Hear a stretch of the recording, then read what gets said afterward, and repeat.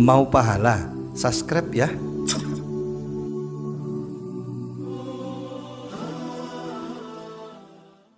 Semua perempuan Madinah kalau mau menikah, dandannya, riasnya itu di rumah Sayyidah Aisyah. Sayyidah Aisyah yang ngerias mereka. Walaupun mereka tertutup, hanya dilihat oleh perempuan aja, tapi kan tetap namanya perempuan, fitrahnya berdandan ya. Dan semua perempuan itu menurut saya adalah seorang seniman ahli lukis. Lama banget kalau lukis. Saya baru tahu itu setelah nikah, karena ibu saya bukan seorang pelukis, orang perempuan kampung yang kalau ada acara hajatan dalam 10 menit jadi itu langsung jalan. Dia bukan lukis, dia mah seorang mural. Semprot, mural banget lah ya, seniman street. Modalnya mural, main ceplok-ceplok. Kalau sekarang perempuan itu ahli lukis, alis saja sebelahnya 15 menit. Jadi alis setengah jam, bibir atas setengah jam, bawah setengah jam. Ternyata gagal, wudhu lagi, ulangi lagi dari awal. Saya pernah nungguin istri saya ngelukis 2 jam. Masya Allah, inilah yang disebut dengan kesabaran suami. Saya pikir suami itu harus sabar kalau istri marah. Enggak, lebih berat sabar ketika istri dandan. Karena kalau marah banyak obatnya, belanja, kasih hadiah. Kalau dandan ya harus tungguin sampai beres. Nah artinya Sayyidah Aisyah ahli dalam mendandani perempuan Madinah. Bahkan bukan hanya mendandani dari sisi make up, Sayyidah Aisyah juga bikin handcraft dari berbagai macam barang-barang yang ada di sekitarnya untuk menjadi crown, jadi mahkotanya perempuan, bikin baju yang bagus untuk perempuan. Kreatif banget Sayyidah Aisyah itu. Kita jarang kan tahu tentang sisi itunya Sayyidah Aisyah. Kita taunya Sayyidah Aisyah itu cantik, Sayyidah Aisyah itu cemburu, Sayyidah Aisyah itu penghafal Quran dan hadis, fikih, terutama fikih perempuan. Enggak hanya itu, sisi yang lebih modern dari Sayyidah Aisyah itu dia seorang dokter ahli bedah dan dia seorang juru rias yang paling ahli dan kreatif. Makanya saya bilang Sayyidah Aisyah itu cewek gaul dalam konteks positif. Makanya di sini ada juga judul tentang gaul. Emang boleh anak muda muslim itu gaul? Bukan boleh, seharusnya. Kok bisa gaul sih Ustaz? Bukannya taat? Karena hadis Nabi, al-mu'min alladhi yukhalitun nas wa yasbir ala adahum a'zamu darajatan minal mu'min alladhi la yukhalitun nas wa lam yasbir ala adahum. Mukmin yang bergaul dengan manusia, bergaul. Kalau bergaul boleh, kenapa gaul nggak boleh sih? Aneh saya juga dengan diksi-diksi ini. Kalau kita bilang bergaullah kalian, boleh Ustaz, bergaul itu harus. Maka jadilah kalian orang yang gaul. Nggak boleh jadi gaul. Kenapa sih? Kita nggak memahami teks kita sendiri lagi sekarang dalam dakwahnya. Padahal gaul itu adalah sifat dari kata kerja bergaul. Kalau orang yang rajin bergaul namanya orang yang gaul. Dan gaul bukan nama setan. Jadi Ustaz gaul, Ustaz setan. Gaul bukan. Gaul itu bahasa Indonesia, bukan bahasa entah dari mana. Dan bahasa Arabnya mukhalatah. Mukhalatah itu kayak ngeblend, mingle, itu namanya mukhalatah. Jadi membaur, itu mukhalatah. Al-mu'min alladhi yukhalitun nas, mukmin yang membaur, bergaul dengan manusia, nas, bukan mukmin aja, siapapun. Tetangga yang belum ngaji, tetangga yang belum ke masjid, tetangga yang belum berhijab, bergaul juga dengan mereka. Jangan hanya memilih yang sudah berhijab, yang jidatnya udah hitam. Yukhalitun nas, bergaul dengan siapapun. Tetapi dengan konsekuensi wa yasbir ala adahum, dia sabar terhadap gangguan mereka. Namanya orang belum ngaji. Kadang ngegosip, kadang minjam tapi nggak balik. Minjam terus hilang, minjam duit terus hilang orangnya. Namanya orang belum dapat hidayah, banyak kekurangannya. Kita nggak nyaman, sabar. Jangan sampai juga kita terbawa arus. Malah harusnya kita mempengaruhi, bukan dipengaruhi. Itu kata Nabi, a'zamu darajatan. Dalam riwayat yang lain, khairan, lebih tinggi derajatnya, lebih baik daripada mukmin yang tidak bergaul dan tidak sabar atas gangguan manusia. Jadi mukmin gaul itu lebih utama di sisi Allah daripada mukmin yang tidak gaul, yang di masjid sendiri, yang uzlah, yang meninggalkan dunia di mihrab aja. Itu baik, tapi yang lebih baik lagi, yang justru bukan cuma di mihrab, dia ke pasar, Nabi orang yang pertama yang datang ke pasar di setiap pagi harinya. Nabi orang yang paling baik di rumahnya. Nabi orang yang paling peduli tetangganya. Gaul banget Nabi itu. Maka mukmin yang bergaul itu lebih baik dan lebih tinggi derajatnya daripada mukmin yang tidak bergaul dan tidak sabar. Sehingga arti gaul dalam konteks hadis ini adalah yang banyak membantu orang lain, yang banyak peduli kepada orang lain dan berpengaruh kepada orang lain secara positif. Itulah yang gaul. Sehingga kita di masa muda belajar tentang makin banyak pergaulan kita makin luas, tapi kita komitmen, kita konsisten dengan prinsip hidup kita, prinsip agama kita, maka insya Allah akan terbukalah banyak peluang-peluang kebaikan dalam hidup kita. Kalau bahasa bijaknya orang tua kita, silaturahmi itu membuka pintu rezeki. Silaturahmi itu artinya bergaul, membuka pintu rezeki, membuka pintu jodoh, membuka pintu kebaikan. Masa muda kalian seperti itu. Dan para sahabat itu adalah orang-orang yang sangat bergaul dengan pergaulan yang positif. Maka muncullah istilah al-mu'min, al-mar'u ala dini khalili. Seseorang tergantung siapa teman bergaulnya.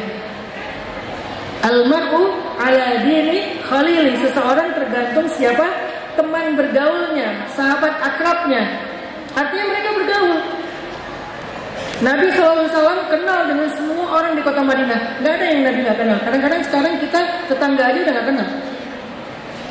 Dan cara bergaul yang paling gampang teman-teman, tahadu.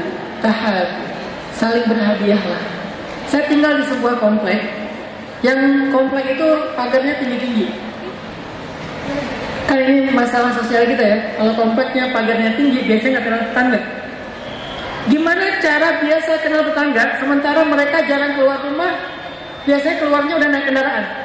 Jarang nongkrong di depan gerbang, saling nyapa, itu jarang. Bagaimana cara saya bergaul dengan mereka? Dua. Satu, saya bergaul dengan mereka di masjid. Tapi kan gak semua dari mereka ke masjid kan? Kalau yang ke masjid, insya Allah saya kenal mereka dengan dekat karena kita bergaul di masjid. Habis sholat kita ngobrol, kadang-kadang kita bikin acara bareng. Oke, di masjid. Kalau yang nggak ke masjid, saya bergaul dengan mereka dengan memberi hadiah. Sederhana aja. Sekarang apalagi saya punya kebun, setiap pulang dari kebun saya bawa pulang hasil panen, pisang, stroberi, sayur organik, ubi, banyak lah, telur kampung. Kadang-kadang kalau ayamnya kayak minggu-minggu ini lagi kelebihan ayam nih kita nih. Telur kelebihan, ayam kelebihan, akhirnya setiap hari kita nyembelih ayam. Nyembelih ayam secara manual, direbus, dicabutin bulunya, proses yang luar biasa. Ayam kampung yang sangat nikmat, saya bagi ke tetangga, hadiah. Assalamualaikum, waalaikumsalam. Kadang-kadang yang keluar pembantunya, kadang-kadang yang keluar supirnya. Kalau yang kita kasih itu, kita kasih tahu titip salamnya buat ibu, buat bapak. Ini ada hadiah dari tetangga di depan. Oh iya makasih. Pas masuk ke dalam, nanti kalau ada orangnya langsung keluar lagi tuh. Pak makasih ya, Pak makasih ya, Ustaz makasih ya. Jadi kenal, jadi ngobrol. Jangan bergaul dengan memaksakan. Assalamualaikum, saya pengen kenalan. Kasih basa-basi. Tahadu. Saling berhadiahlah kalian, saling mencintai. Sederhana konsepnya. Bergaul dengan teman-teman di sini juga kayak gitu. Jangan hanya bergaul di grup, tapi nggak saling tahabu, tidak ada ukhuwah. Karena cuma satu grup. Lama-lama grup itu sepi, pada bikin lagi grup sebelah. Lama-lama grup sebelahnya banyak. Tadinya isi grup 10 orang, sekarang ada 10 grup.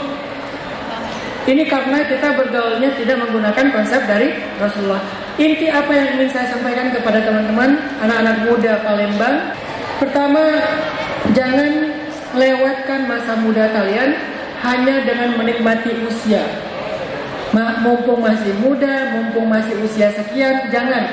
Karena justru harusnya kalian akan menjadikan usia muda itu sebagai kesempatan untuk berkarya. Kata kuncinya, anak muda bukan tentang usia, tetapi tentang karya. Mulailah dari sekarang. Bikin target. Yang kedua, bikin target. Saya pengen sukses, eksis di bidang yang saya sukai sebelum usia berapa? Kalau saya harus sukses sebelum usia itu, apa yang harus saya siapkan sekarang? Mulailah dari masjid. mulailah berkarya di masjid, mulailah bergaul di masjid, mulailah berorganisasi di masjid. Dan kita pengen jadikan masjid sebagai masjidnya anak muda, di mana kesempatan belajar itu juga ada di masjid selain di kampus. Fasilitas ada di masjid. Saya bikin pendidikan kayak kreatif dan sosial institut itu gratis. Sekolah rimba gratis. Kenapa gratis? Biar anak muda mau belajar. Tetapi walaupun gratis, mentornya expert, yang harga bayaran per jamnya itu mahal. Kan nggak mungkin juga saya berharap datang mentor yang expert tapi nggak dibayar kan? Itu kan nggak profesional dan tidak fair. Karena saya mendatangkan mentor-mentor yang hebat. Misalnya kemarin saya mendatangkan untuk belajar fotografi, saya mendatangkan Mas Sigit Pras dari Bekasi. Dia adalah brand ambassador kamera Fuji, kalau nggak salah. Fuji apa Canon gitu. Dia brand ambassador dari satu kamera di level dunia. Dan di seluruh dunia dia adalah satu dari 100 fotografer terbaik. Itu yang jadi mentor. Orang sekelas itu jadi mentor belajar fotografi. Dia satu dari 100 fotografer terbaik di kamera tersebut di seluruh dunia. Gak tahu urutan keberapa, yang pasti bukan urutan ke 100. Pokoknya satu dari 100 yang terbaik. Dan itu kita datangkan ke Bandung. Mas, tolong ajarin santri-santri saya anak siftas tentang fotografi, angle-nya, warnanya, segala macam. Salah satu santri yang udah berhasil di tangan dia namanya Benzo. Buat teman-teman yang kenal pemuda hijrah mungkin tahu Benzo yang awal-awal selain banget motoin saya. Benzo itu mentinya Mas Sigit Pras. Terus nanti belajar public speaking. Di sini ada Kabuni. Kabuni dulu di TV, Kabuni dulu di radio, sukses di TV di radio, kemudian hijrah ke Bandung, nikah, akhirnya sekarang berkhidmat buat dakwah juga.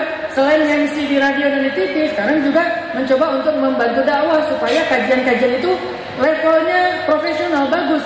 Ada MC profesional. Kabuni ngebantuin. Akhirnya Kabuni jadi seorang mentor untuk public speaking khusus masalah MC. Nanti ada masalah apa lagi? Kita datangkan. Di mana? Di masjid. Kita cari mentor-mentor hebat, kita kumpulin di masjid, kita bikin program namanya Giving Everyday. Setiap hari ada tarbiyah skill di masjid. Tarbiyah skill setiap hari. Hari ini belajar public speaking, besok belajar apa lagi, lusa belajar apa lagi. Termasuk manajemen bisnis. Gimana cara bikin proposal bisnis? Gimana cara bikin proyeksi bisnis? Kok bisa saya mendapatkan investor dengan sekian miliar padahal nggak punya portofolio yang baik? Gimana cara bikinnya? Kan ada rumusnya, ada ilmunya, ada mentornya yang ngajarin itu. Sehingga kalian nggak perlu cari-cari sendiri dan lama. Dan itu bisa dilakukan di masjid.